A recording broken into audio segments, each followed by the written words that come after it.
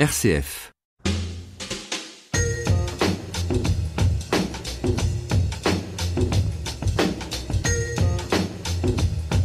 Le temps de le dire, Antoine Bélier. Bonjour à tous, focus ce matin dans le temps de le dire sur le Brexit. Le Brexit, ce mot valise anglais que nous entendons depuis au moins plus de 2 ans dans les médias, et la contraction de Britain et Exit. Il désigne en clair le processus de sortie du Royaume-Uni de l'Union européenne. Un long processus qui a été enclenché à la suite de la victoire du oui lors d'un référendum en juin 2016. Depuis, les négociations se sont engagées.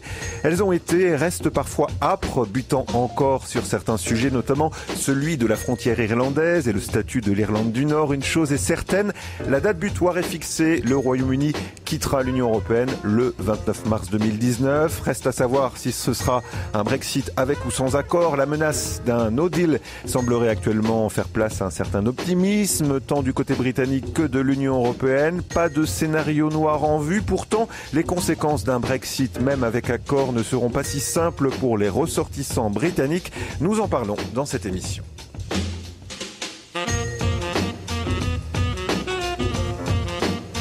Le temps de le dire, présenté par Antoine Bélier. 2 invités pour évoquer ce sujet du Brexit. Aurélien Antoine, bonjour. Bonjour. Merci d'être avec nous depuis les studios de RCF à Lyon. Vous êtes professeur à la faculté de droit de l'université Jean Monnet à Saint-Étienne. Vous êtes fondateur et directeur de l'Observatoire du Brexit, une plateforme scientifique dont le but est de suivre et d'expliquer le processus de retrait du Royaume-Uni de l'Union européenne. Vous êtes l'auteur de Droit constitutionnel britannique aux éditions LGDJ et vous vous apprêtez, je crois, à faire paraître un livre sur le Brexit aux éditions Dalloz. Un livre à paraître quand dans les prochaines semaines ? L'année prochaine, on ne sait pas encore réellement quand, dans la mesure où on est un peu incertain sur l'issue des négociations. Effectivement. Jean-Baptiste François, bonjour. Bonjour. Vous êtes journaliste au quotidien La Croix, notamment spécialiste des questions autour de l'Union européenne. Et à ce titre, vous suivez avec attention et expliquez à vos lecteurs les étapes de ce processus complexe du Brexit. Un processus complexe dont nous allons bien sûr essayer pendant 1 heure ce matin, dans le temps de le dire, de décrypter les contours. N'hésitez pas à intervenir à l'antenne, vous qui nous écoutez, pour poser vos questions à mes invités du jour, mais aussi pour proposer vos commentaires. Le standard est ouvert. 04 72 38 20 23, le temps de le dire, @rcf.fr.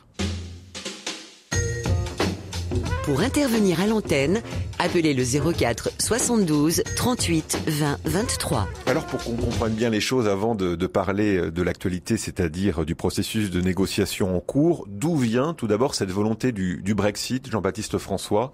Donc c'est lié effectivement à ce référendum que j'évoquais en introduction, mais il faut remonter un petit peu en amont quand même. Oula, oui, on peut même remonter aux différents référendums et aux débats sur le traité de Maastricht, parce que dès ce moment-là, il y a 25 ans presque exactement, on a fêté le 25e anniversaire de l'entrée en vigueur. On a, juste après la signature de ce traité, la création en 93 du parti UKIP, qui est l'initiateur du Brexit, qui a réussi à convaincre même jusqu'à 1/3 des conservateurs côté britannique. Et donc, si on doit remonter aux racines de UKIP et donc des Brexiters, on peut le faire remonter au début des années 90 avec cette espèce de fronde contre la liberté de décider de ses finances, notamment. Ça, c'était dès le début très important. Et c'est également au début des années 90 qu'on a le mot souverainisme qui fait son apparition. Donc, si on a remonté aux racines du Brexit, on peut remonter à 25 ans en arrière, même voire plus. Et tout cela a prospéré ensuite avec des questions identitaires, puisque après, l'Europe s'est élargie. On a eu des travailleurs intra-européens qui sont arrivés, notamment les travailleurs polonais qui ont été instrumentés pendant la campagne. Et donc, on en ajoute si on additionne le particularisme économique, le souverainisme économique et ensuite les questions identitaires, on obtient l'éclatement et donc un vote le 23 juin 2016 pour le Brexit. Pourquoi, si vous voulez ajouter quelques compléments, Aurélien Antoine, le Brexit a su convaincre en fait les Anglais? Alors, il y a en effet des éléments conjoncturels qu'il faut bien rappeler, qui a été mentionné à l'instant, à savoir le problème migratoire. C'est la première raison du vote des citoyens en faveur du Brexit. Après, comme j'ai pu l'écrire dans la revue Esprit, il y a aussi une conjonction avec les valeurs britanniques. Il faut pas l'oublier, ne pas croire que c'est qu'un mouvement d'humeur du peuple, même si c'est majoritairement ça, c'est aussi en résonance avec certaines valeurs britanniques, c'est une certaine insularité, toujours beaucoup de circonspection à l'égard de la construction européenne. On parle de 1992, c'est vrai, mais comme l'a rappelé votre collègue, c'est également au-delà de ça. Dès les années 70, les travaillistes étaient très opposés à l'appartenance à la construction communautaire dans la mesure où c'était vu comme une construction économique libérale. Donc, y compris aux côtés des travaillistes, le scepticisme à l'égard de la construction communautaire est tout à fait important. Donc, il y a vraiment des éléments multiples et donc complexes qui viennent expliquer ce vote. Alors sur le référendum en tant que tel, qui s'est déroulé, on le rappelle, en 2016, vous le mentionniez à l'instant, avec 51,9% des voix, c'est donc le camp du Leave qui l'a emporté le jour du scrutin, et c'est une victoire, Jean-Baptiste François, sans contestation possible, au vu de la participation, plus de 70% de participation. Alors ça c'est un long débat parce que la majorité est courte, que on doit considérer aussi, et il y a des débats là-dessus, sur le périmètre électoral, puisque les habitants, enfin les Britanniques de l'étranger n'ont pas pu voter quand ils étaient en dehors du sol britannique depuis plus de 2 ans. Ils étaient très nombreux, presque 2 millions si ma mémoire est bonne. Donc en fait ça aurait pu, si ceux-ci qui étaient concernés avaient voté, on aurait pu peut-être obtenir un résultat différent.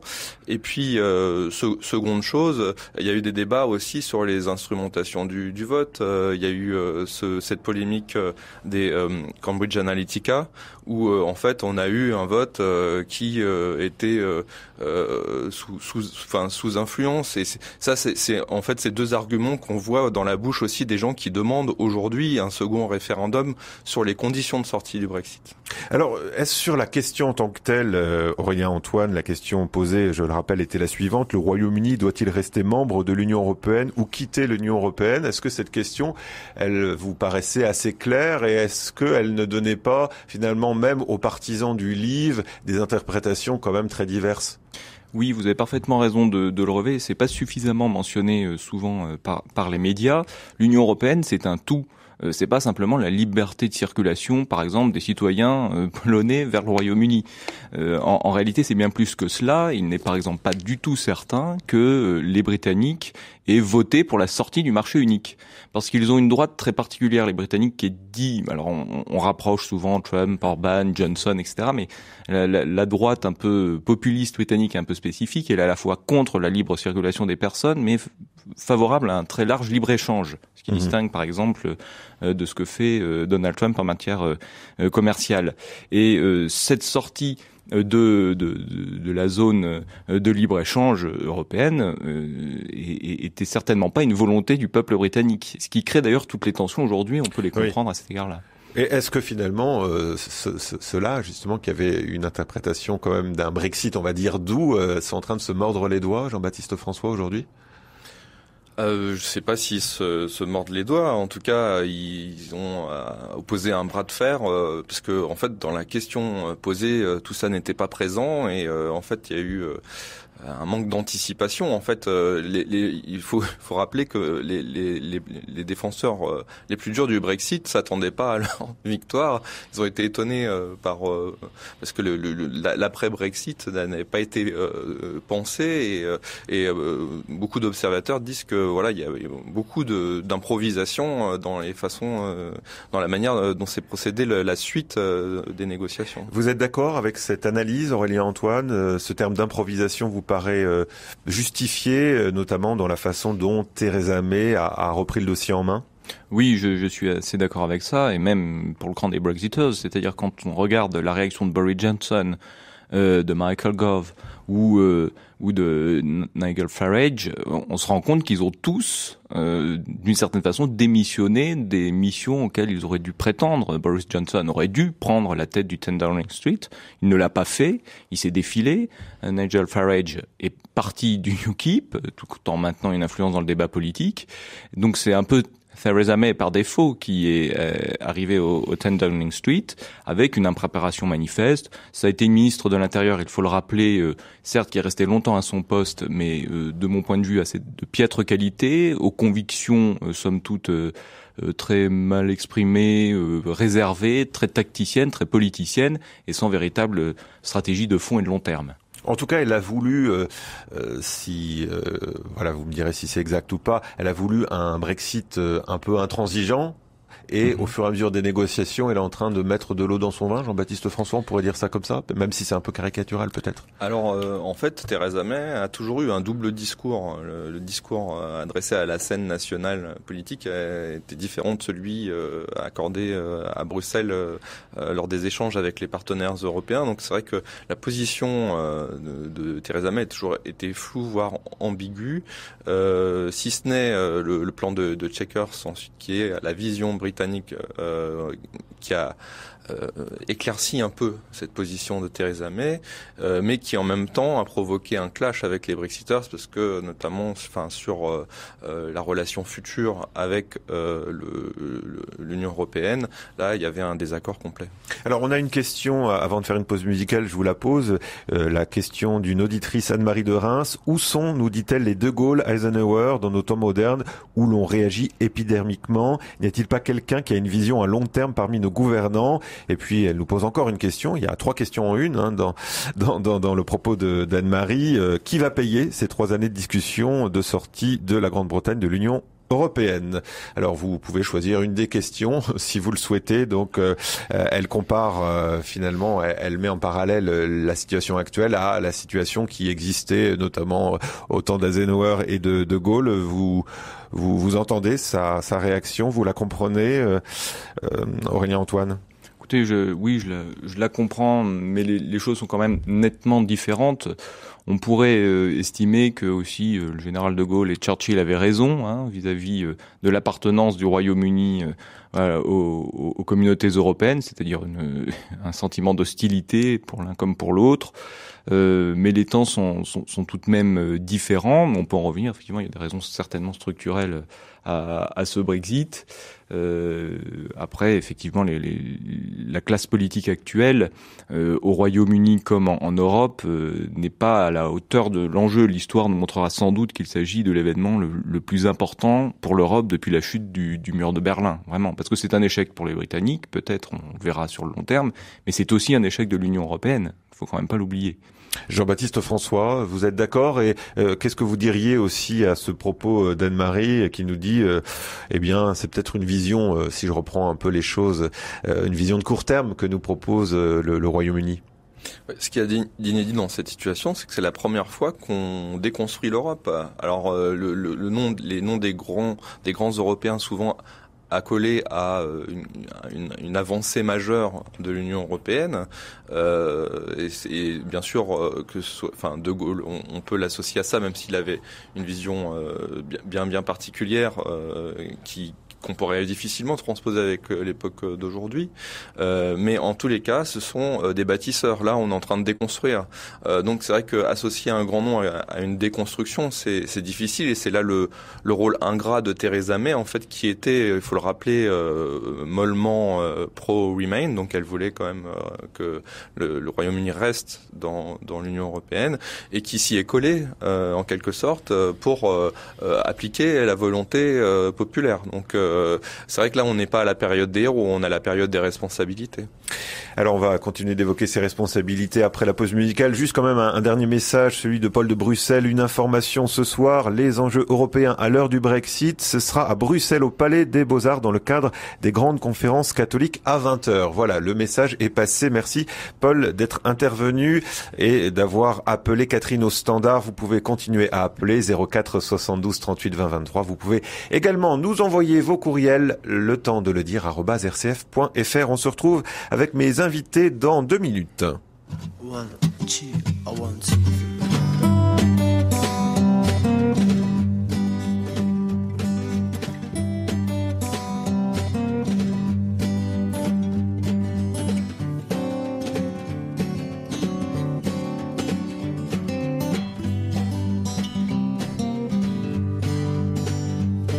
In Arcadia, life trips along,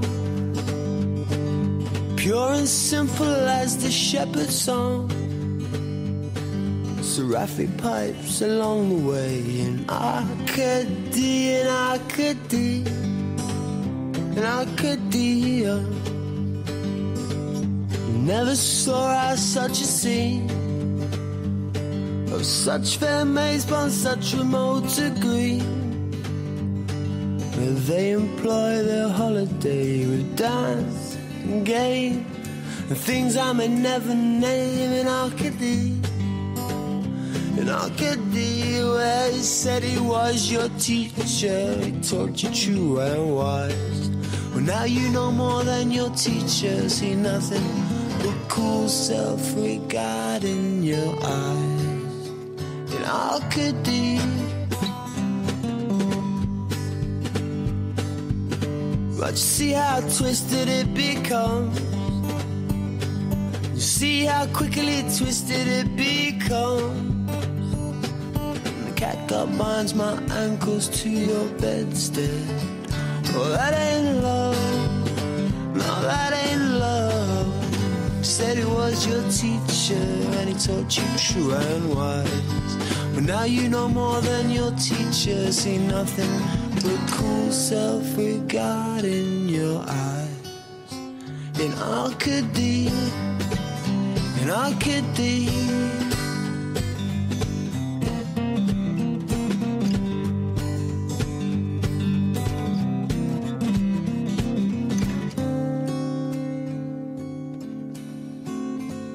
In Arcadia, in Arcadia, in Arcadia, life trips along, and pure and simple as the shepherd's song. Few seraphic pipes along the way. In Arcadia, in Arcadia, in Arcadia. Arcadie, c'était Pete Doherty à l'instant sur RCF.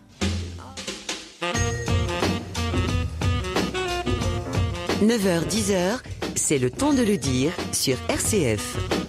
Depuis 9h ce matin, dans le temps de le dire, on parle du Brexit, la sortie du Royaume-Uni de l'Union européenne qui fait l'objet de négociations serrées, qui, beaucoup l'espèrent, devrait aboutir à un accord à la fin du mois. Pour évoquer cette question, deux invités, non pas trois, Jean-Baptiste François, journaliste à La Croix, et Aurélien Antoine, directeur de l'Observatoire du Brexit. Le ministre britannique chargé du Brexit pense parvenir à un accord avec Bruxelles d'ici au 21 novembre dans les négociations, donc sur la sortie du Royaume-Uni de l'Union européenne. C'est selon une lettre adressée à des parlementaires publiée mercredi. Est-ce que cette option vous paraît sérieuse, cette date 21 novembre? Est-ce que vous avez d'autres informations à ce sujet, Jean-Baptiste François?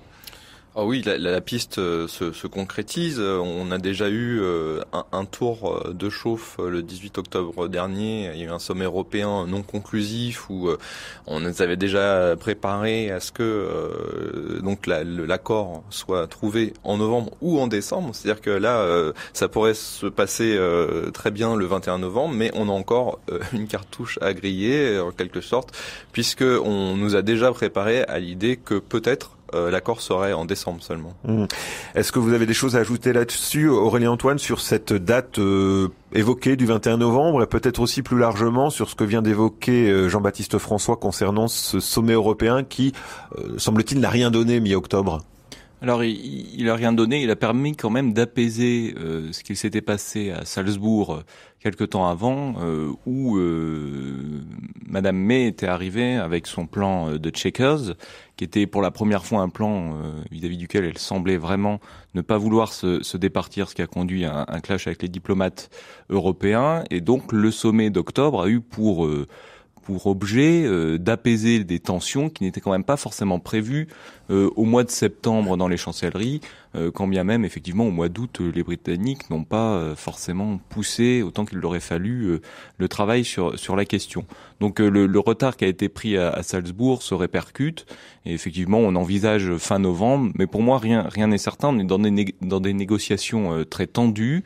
Et il y a effectivement ce qui se passe sur la scène européenne, la question étant de savoir ce qu'il va se passer au niveau interne du Parlement britannique et si il va y avoir un bloc derrière Madame May pour adopter cet accord selon des conditions assez complexes et qui sont aussi souvent éludées, mais qui pourraient avoir un effet assez dévastateur. Alors la plupart du temps on dit qu'on est à 95% de l'accord. Avant de parler des points de désaccord, quels sont les domaines où les choses semblent actées et où les choses font consensus, Jean-Baptiste François? Alors il y a tout le premier tour de négociation qui a été bouclé, même si des questions restent en suspens, mais sur les droits des citoyens, qu'ils soient britanniques en Europe ou européens en Grande-Bretagne, ça semble réglé. Il y avait cette question très épineuse de la facture, de qui allait payer la sortie, voilà, c'est ce coût du divorce, en fait, qui allait l'assumer. Et donc là, il y a eu aussi pas mal d'habilité, il faut le dire, de la part de l'Union européenne, qui a pas été humiliante, en fait, qui a préféré s'entendre sur un mode de calcul. Donc facialement, on n'annonçait pas de chiffres, mais qui a conduit quand même à ce que le Royaume-Uni accepte de payer tous ses engagements en cours et qui allaient se prolonger s'ils étaient pris avant le Brexit. On dit que ce serait à quelques 40 milliards d'euros, mais en réalité, c'est vrai que l'Union européenne n'a pas voulu braquer l'opinion britannique en disant bon bah voilà, on s'entend sur ce principe, mais ça c'est fait, et donc ça c'est vraiment les deux grands points qui étaient à régler, sur lesquels on a pu revenir. Mais effectivement, comme vous l'avez dit, il y a quelques points de blocage encore, notamment la frontière irlandaise à résoudre. Ouais, alors justement sur cette question, Aurélien Antoine, on le sait, hein, c'est un problème, la question de la frontière irlandaise. Pourquoi le retour d'une frontière dure entre l'Irlande du Nord et la République d'Irlande, membre de l'Union européenne, je le rappelle, serait un mauvais signal? Alors c'est un mauvais signal pour une raison simple, c'est que vous n'êtes pas sans savoir que l'île d'Irlande a été victime des tensions entre la République d'Irlande et le Royaume-Uni pendant des décennies, que ces tensions ont conduit à une espèce de guerre civile qui a été résolue par les accords du Vendredi Saint de 1998. Or ces accords ont conduit à ce que les autorités à l'époque des communautés européennes jouent un rôle essentiel, notamment par le biais des libertés fondamentales des traités, notamment la liberté de circulation, favorisant le non-rétablissement ou le non-maintien d'une frontière physique entre l'Irlande du Nord et la République d'Irlande. Donc la construction communautaire a été un moyen de faciliter la paix. Ce pourquoi d'ailleurs elle a été créée, cette construction communautaire. Donc envisager le retrait du Royaume-Uni de l'Union européenne conduirait juridiquement, de façon, j'allais dire, basique, au rétablissement d'une frontière, puisque on ne pourrait plus faire fonctionner, en quelque sorte, ces libertés. Il y a 500 kilomètres, c'est ça à peu près de frontières, hein, c'est ça. Oui. Et je crois à ce sujet, il y a un auditeur qui veut intervenir. Il s'agit d'Edgar qui nous appelle de l'Allier. Edgar, bonjour. Oui, bonjour. Vous m'entendez ? Oui, on vous entend. Soyez le bienvenu. Oui, alors justement, la question, c'était à propos de ce sujet. Pendant que les Anglais font le Brexit de l'Union européenne, pourquoi est-ce qu'on ne leur demande pas de faire le Brexit de l'Irlande du Nord en même temps? Voilà, c'était la question qu'on pourrait leur suggérer, quoi. Alors, est-ce que vous pouvez un peu préciser votre question? Qu'est-ce que vous entendez par Brexit de l'Irlande du Nord? Brexit, ça veut dire British Exit, c'est-à-dire que les Anglais s'en vont donc de l'UE. Quand ils sont présents en Irlande du Nord, qu'ils s'en aillent aussi, que l'Irlande, la République d'Irlande retrouve la pleine souveraineté sur son territoire. Alors, est-ce que quelqu'un veut réagir? Jean-Baptiste François, Aurélien Antoine, allez-y. Je peux répondre. D'après ce que je comprends de votre auditeur, c'est une réunification en quelque sorte de l'île d'Irlande qui pourrait être visée, que les Irlandais fassent une Irish exit pour prévoir une réunification éventuellement. Alors ça a été débattu. Il faut savoir que dans les accords de Vendredi Saint de 1998, un référendum de rattachement peut être organisé, donc c'est textuellement possible. Après, il faut que ce soit organisé notamment par le Parlement britannique, puisque l'exécutif ou la République d'Irlande ne peut pas prendre cette initiative, ne peuvent pas prendre cette initiative seuls, et la majorité au Parlement britannique ne soutiendra jamais, pour l'instant, un tel référendum. Mais c'est quelque chose qui a fait l'objet de discussions. Un complément là-dessus, Jean-Baptiste François ? Mais c'est exactement ce que les Britanniques ne veulent pas faire parce que et les Européens n'en veulent pas non plus parce que en fait en Irlande du Nord l'opinion est très divisée sur cette question-là et par le passé ça a fait 3000 morts.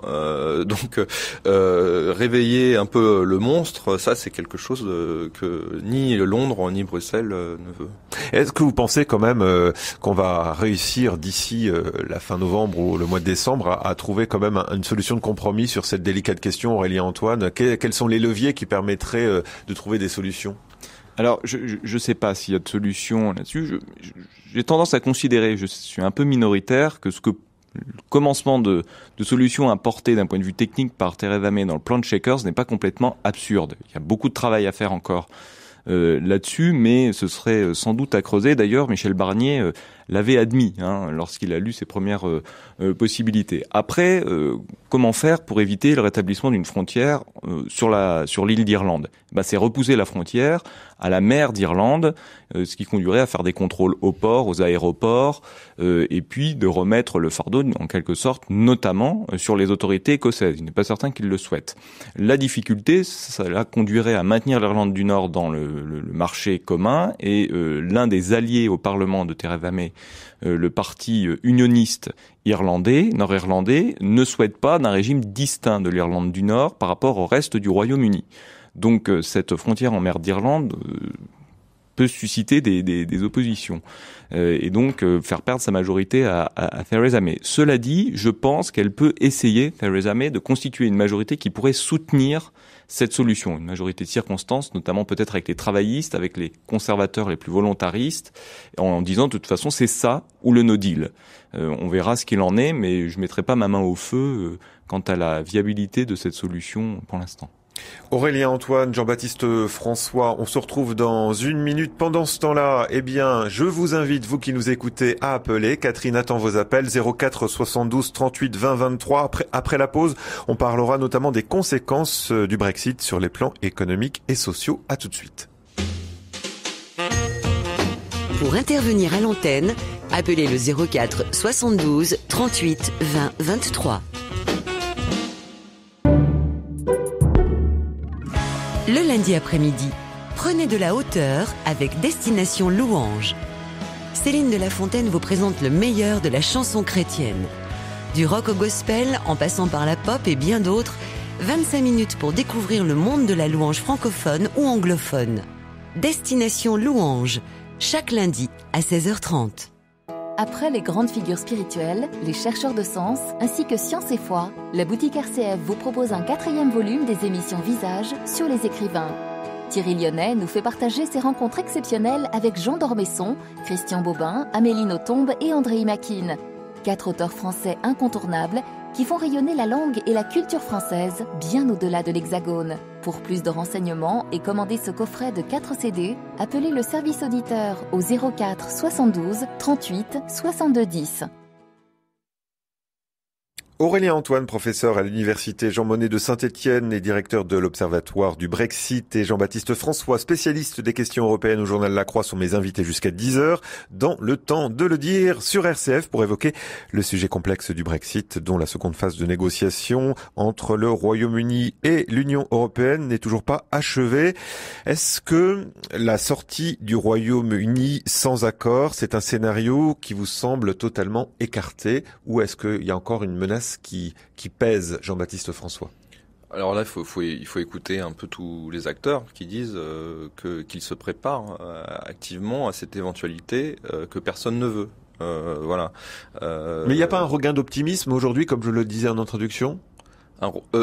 Si on voit un certain nombre, alors on voit des galops d'essai en ce moment dans la presse britannique. La semaine dernière, un vrai faux accord financier qui a été annoncé, qui a été démenti, qui a été ensuite démenti par Michel Barnier. Là, de nouveau, on dit que sur la frontière irlandaise, Cocorico, Eureka, c'est bon, on a trouvé. Et puis zéro confirmation côté britannique. britanniques. Donc on voit qu'il y a beaucoup de fébrilité en tout cas, que on se prépare intensément et que des deux côtés on dit on est d'accord à 95%, alors on ne devrait pas non plus tout rayer d'un trait alors que on a tout à gagner à appliquer ces 95% là. L'ambiance est en ce moment tendue, avec, je pense, une vraie volonté d'y arriver, et en même temps des manœuvres dilatoires qui tendent à repousser à la période de transition les vrais problèmes qui fâchent. Alors si vous me demandez mon sentiment, moi je pense qu'on va aboutir à un accord, que cet accord sera flou et que les questions qui fâchent seront résolues après. Vous êtes d'accord, Aurélien Antoine, avec Jean-Baptiste François, on va aboutir à un accord, même flou, ou est-ce que le spectre d'un no deal est toujours d'actualité ? Alors oui, pour moi c'est le scénario le plus probable que je soutiens depuis un certain temps dans les colonnes de l'Observatoire du Brexit. Après, il faut ajouter un élément. On a 95% d'un accord. En cas de no deal, effectivement, ça va créer de l'insécurité, beaucoup d'inquiétudes sur les marchés financiers, dans les secteurs économiques, de grosses difficultés aux frontières d'un point de vue concret. Et d'ailleurs, la région Hauts-de-France s'en est émue. Mais il faut clairement dire qu'il n'y aura pas de vide total. On aura d'abord un certain nombre de textes qui sont déjà intégrés dans le droit britannique, évidemment aussi dans le droit de l'Union européenne, et puis on aura cette base-là, et il n'est pas certain que même en cas d'accord, les 2 ans à venir dans la période de transition, et à mon avis ça ira au-delà, seront un long fleuve tranquille. Loin de là. Et je pense qu'on n'est pas au bout de nos peines et les Britanniques sont pas au bout de leurs peines. Un accord, c'est pas le paradis, de la même façon que le no deal ne sera pas forcément l'enfer total que certains aiment à prédire. C'est Marguerite que je vous propose d'accueillir sur RCF dans le temps de le dire. Marguerite, vous nous appelez de Lyon. Soyez la bienvenue. Bonjour à vous. Oui, bonjour à vous et merci de votre émission. C'est vrai que la sortie de la Grande-Bretagne de la communauté européenne m'a vraiment beaucoup touchée. Je vais même effondrer, et mes amis britanniques aussi. Il se trouve que un certain nombre habitent dans mon petit village du Bourbonnais et ils sont très inquiets quant à leur pension. Voilà. Ils craignent une chute de leur pension. Néanmoins, ils ne tiennent pas du tout à quitter le Bourbonnais pour repartir en Angleterre. D'autant plus que certains n'ont plus de propriété en Angleterre et n'ont pas eu le droit de voter.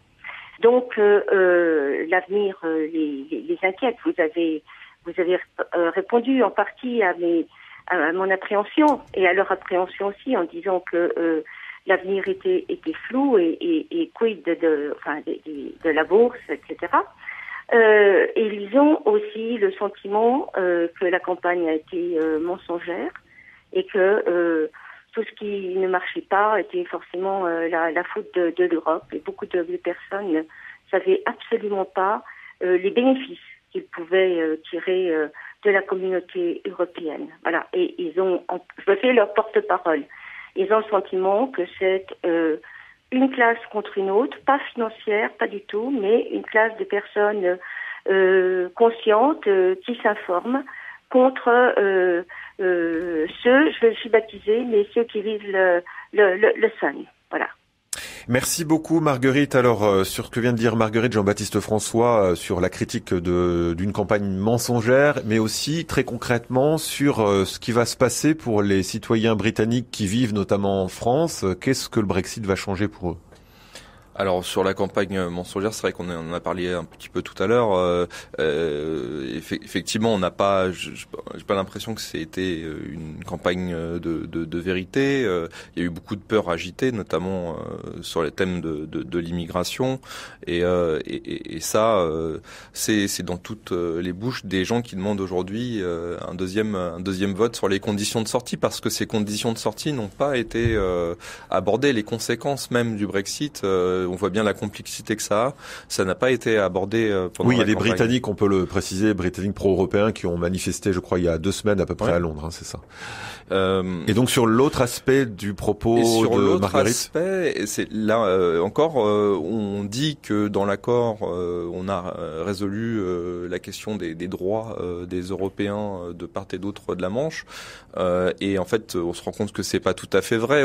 Theresa May a été auditionnée en commission il y a quelques jours, et elle était bien incapable de dire en fait sur les titres de résidents ce qui va se passer exactement, quels titres de résidents vont être accordés, comment distinguer les gens qui seront là depuis 2 ans, donc depuis plus de 2 ans ou depuis plus de 5 ans, et qui auront le droit en principe à un titre de résident permanent, mais selon quels critères, comment distinguer ceux qui sont arrivés à cette date de ceux qui ne sont pas. On voit que en fait la machine administrative britannique n'est pas prête, et côté européen il va falloir la préparer aussi, parce que c'est chaque ministère de l'Intérieur après qui va devoir prendre en charge tout ça. La machine administrative britannique n'est pas prête. Aurélien Antoine, vous êtes d'accord? Mais personne n'est prêt. Des des ressortissants britanniques présents en France notamment. Personne n'est prêt. C'est pour ça que les ministères des différents États membres commencent à s'activer alors en cas de no deal, mais même au-delà de ça, de prévoir, vous le savez, il y a eu un projet d'ordonnance déposé au Parlement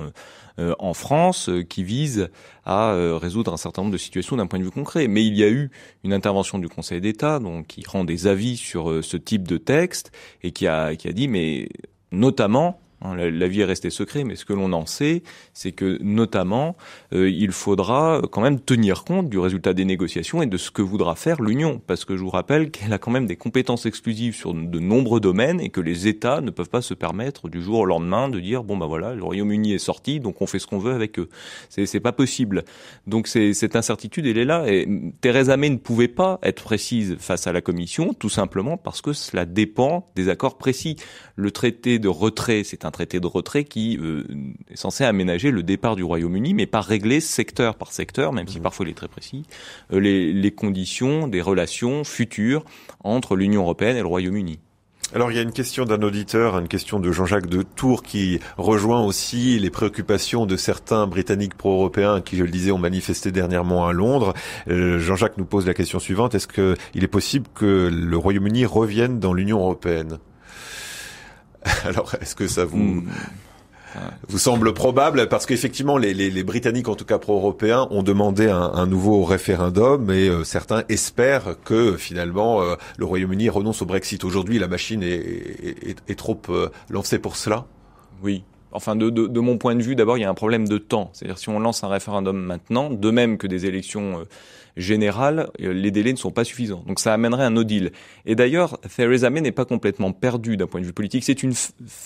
Elle a quand même une certaine tactique. C'est-à-dire que elle n'annonce pas si éventuellement il y a des progrès, c'est-à-dire qu'elle joue le chaud et le froid, elle a une certaine duplicité qui a été rappelée très justement tout à l'heure, mais ça lui permet de gagner du temps. Et plus elle gagne du temps, plus toute initiative référendaire d'élection générale conduirait forcément, et c'est le cas maintenant de mon point de vue, à un no deal. Donc d'une certaine manière, c'est assez bien joué, elle dira ce sera mon accord ou le no deal, quoi que vous choisissiez, y compris pour ceux qui sont pour le Remain. Jean-Baptiste François, vous confirmez? Oui, alors sur le retour de probable, possible, je ne sais pas, du Royaume-Uni, on a déjà eu des paroles publiques dans ce sens-là. Par exemple, Jean-Claude Juncker, qui a déjà dit, si vous voulez annuler, en tout cas, à n'importe quel moment, c'est possible. Et juridiquement, c'est vrai que c'est possible. Si demain, le Royaume-Uni dit on annule tout, rien ne l'empêcherait. Mais ces signaux-là, ils doivent être moins être pris comme quelque chose, une vraie proposition, que des gestes, des signes d'apaisement et une Union européenne qui dit je ne suis pas dans une approche punitive de ce Brexit-là. C'est comme ça qu'on doit le comprendre en langage diplomatique. L'Union européenne, elle n'est pas un peu trop consensuelle? Elle n'est pas un peu trop gentille pour être un peu prosaïque vis-à-vis du Royaume-Uni? Oh, elle est pas. Je pense qu'il n'y a pas de naïveté parce qu'il y a eu une grande méthode de la part de l'Union européenne, avec une unité qui a été travaillée. Quand on parle à Michel Barnier, là, il en est à son 3e tour d'Europe pour serrer les rangs face à Londres. Donc ça était bien. La méthode qui a été adoptée, la méthode de négociation, était une méthode de l'Union européenne qui a été acceptée par le Royaume-Uni et je crois que tout ça a été fait avec beaucoup de sérieux, mais il y a ce souci de ne pas apparaître justement comme le père fouettard de l'Union européenne qui se venge.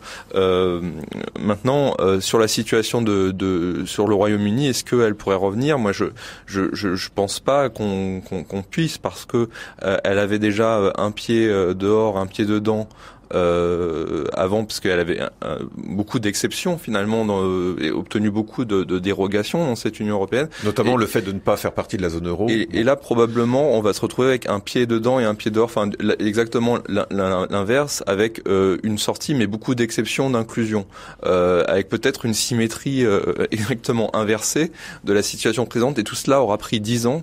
Donc remettre un jeton et relancer le débat, je pense que on le fera pas de sitôt. Alors, on le sait, Aurélien Antoine, l'Union européenne se démène beaucoup, notamment à travers Michel Barnier, le négociateur en chef sur cette question du Brexit. Mais j'imagine que, j'allais dire, l'énergie déployée par l'Union européenne, c'est pas seulement dans l'intérêt du Royaume-Uni, c'est aussi s'il y a un Brexit sans accord, il va y avoir des conséquences, il y aurait des conséquences désastreuses pour l'Union européenne, c'est cela ?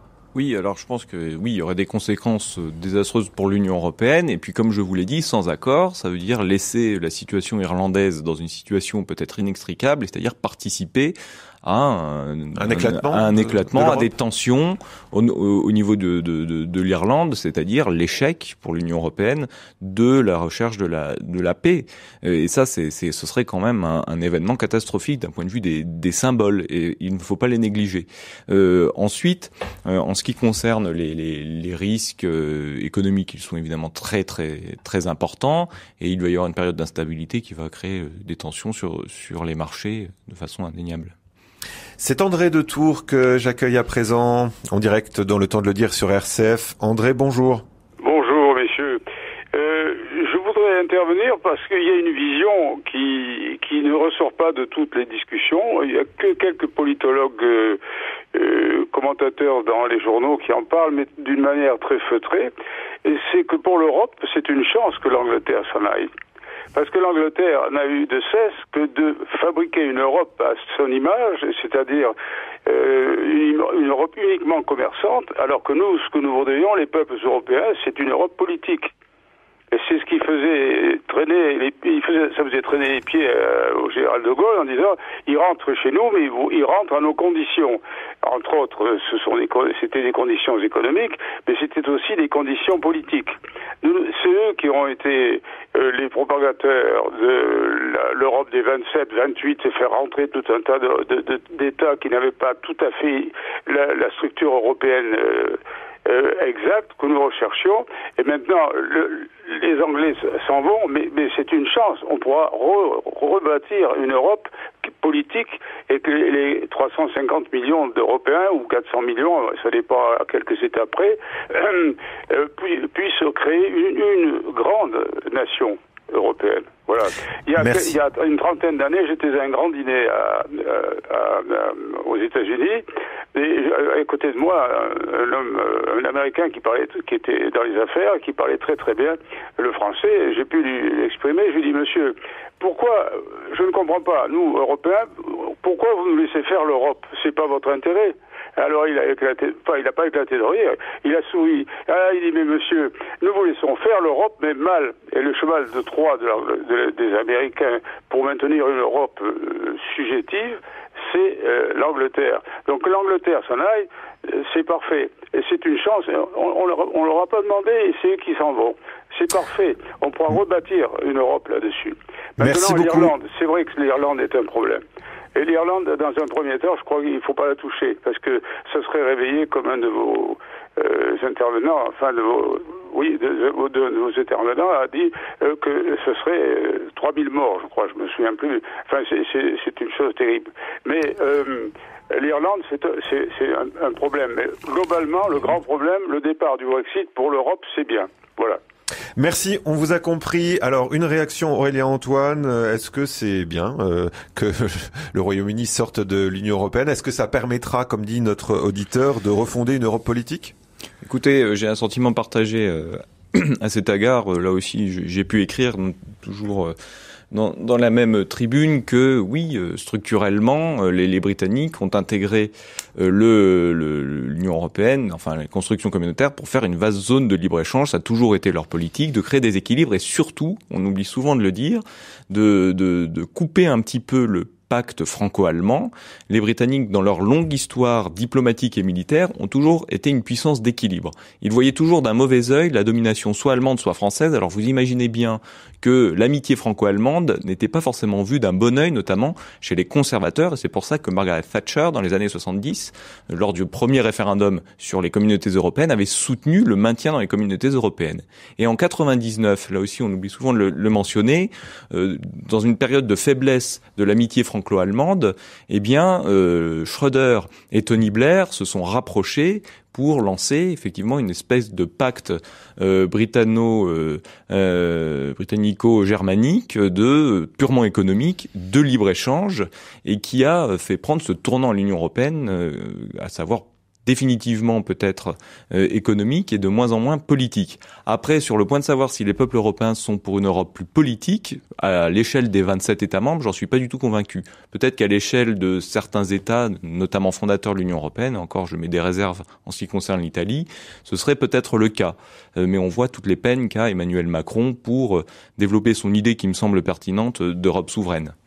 En tout cas, il l'a dit récemment, Emmanuel Macron, c'est un sujet politique. Le Brexit devient un sujet politique, c'est plus simplement un sujet technique. Jean-Baptiste François, sur ce que vient de dire Aurélien Antoine et puis le propos de notre auditeur à l'instant, vous en pensez quoi sur le fait que la sortie du Royaume-Uni, à terme, ce serait une bonne chose pour l'Europe ? Alors, le premier accueil était de dire que c'était une triste nouvelle, et on le dit encore maintenant, quand on voit la politique de relance de l'Union européenne, on voit qu'il y a un certain nombre d'opportunités à saisir. C'est parce que le Royaume-Uni s'apprête à sortir qu'on relance l'Europe de la défense. C'est parce que le Royaume-Uni s'apprête à sortir qu'on a parlé à Göteborg du socle des droits sociaux. C'était par exemple 2 points dont le Royaume-Uni ne voulait pas parler, ne voulait pas aborder. Et puis si on retourne sur le Royaume-Uni, il a été pris à son propre jeu, parce que effectivement ce libéralisme à tout craint, le Royaume-Uni l'a appliqué à elle-même en matière d'immigration.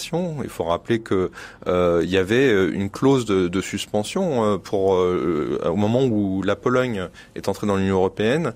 Le Royaume-Uni avait le choix de bloquer encore pendant 7 ans l'arrivée des Polonais qui ont été donc instrumentés dans cette affaire-là, et où on agitait ce chiffon des migrations de travailleurs européens. Mais en fait, s'ils avaient voulu une transition en douceur avec des amortisseurs, ils auraient pu s'en servir, et ils l'ont pas fait. Y compris parce qu'ils étaient convaincus qu'il fallait que le marché soit le plus libre possible. Et aujourd'hui, c'est contre ça que le Royaume-Uni a voté.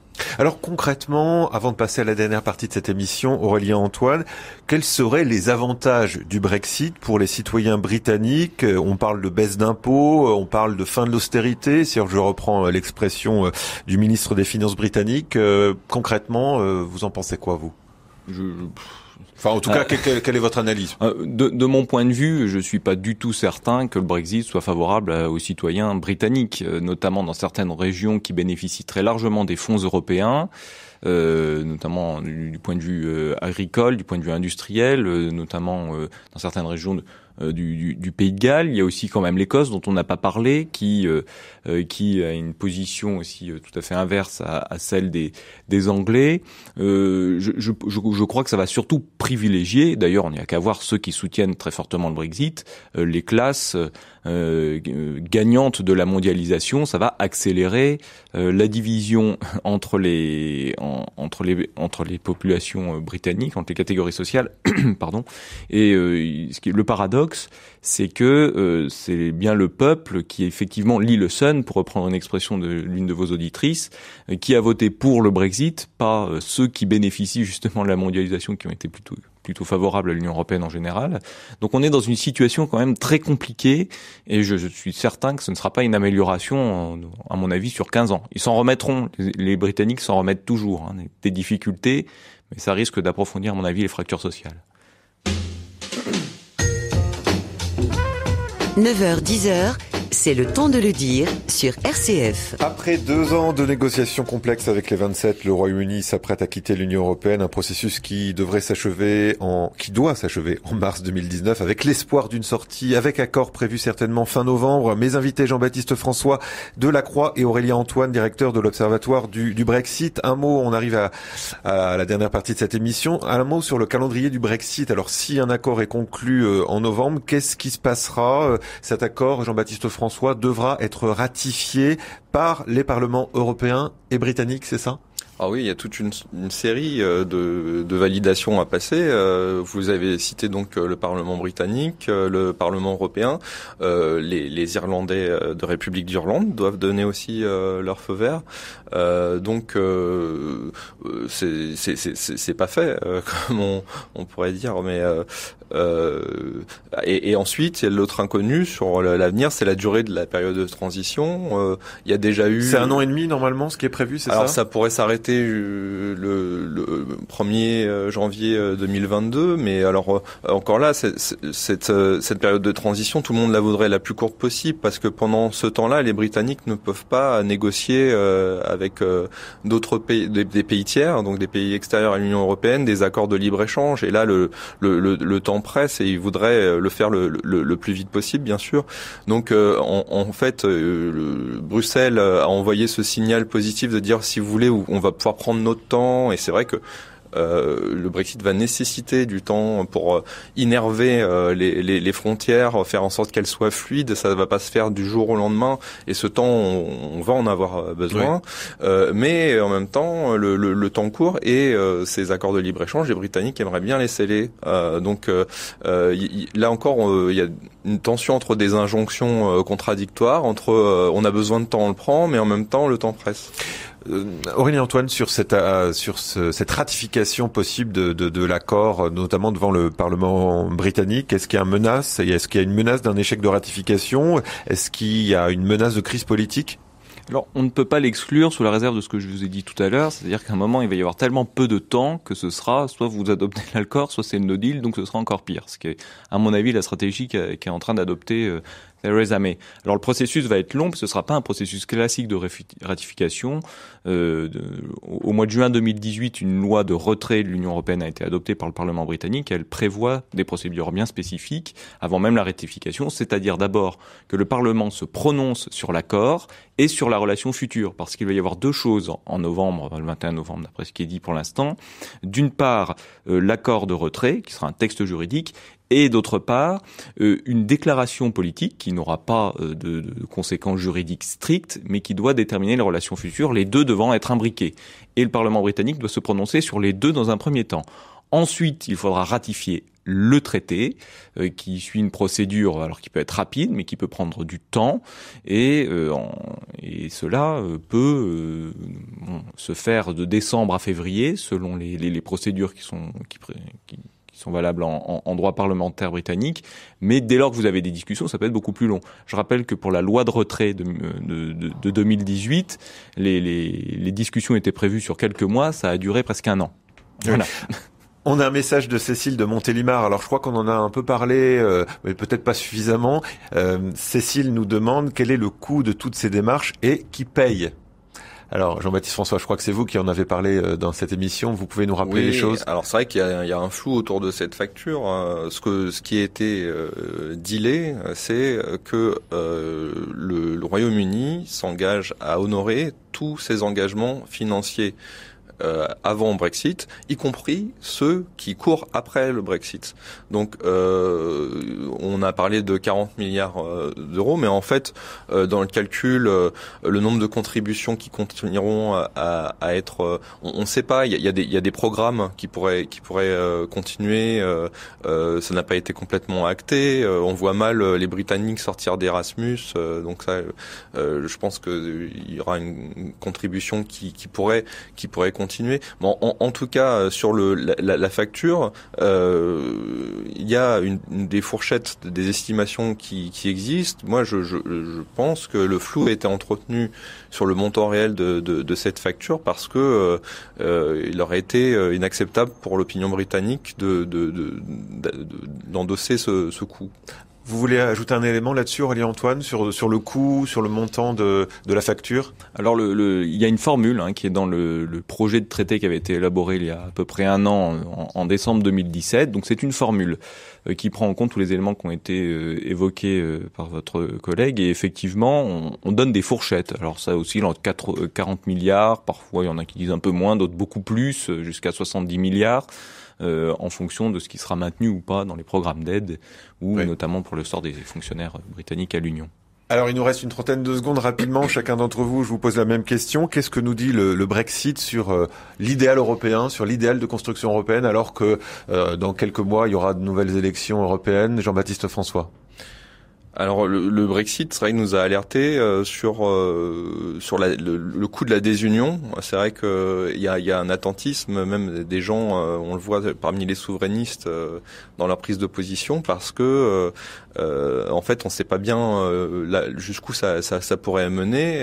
Et il y a cette frilosité là, mais en même temps, il y a des voix populistes, souverainistes, nationalistes qui s'élèvent de plus en plus, et c'est ça qui nous attend en mai 2019 pour les élections. En 20 secondes, Aurélie-Antoine, pour conclure. Pour moi, les Britanniques ont sans doute fait peut-être une erreur, mais souvent leurs positions ne sont pas complètement à prendre à la légère. Ils ont souvent parfois prédit un peu l'avenir. Et l'inquiétude, c'est qu'ils annoncent une décomposition de l'Union européenne. Espérons que ce ne soit pas le cas.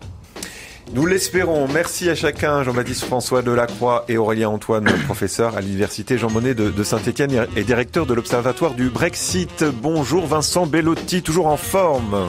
Surtout après une semaine de congé, on a intérêt, sinon on repart tout de suite. Vous allez me demander de quoi on parle, on parlera de la façon de transmettre le souvenir de la Première Guerre mondiale, des pistes concrètes dans un instant avec nos invités.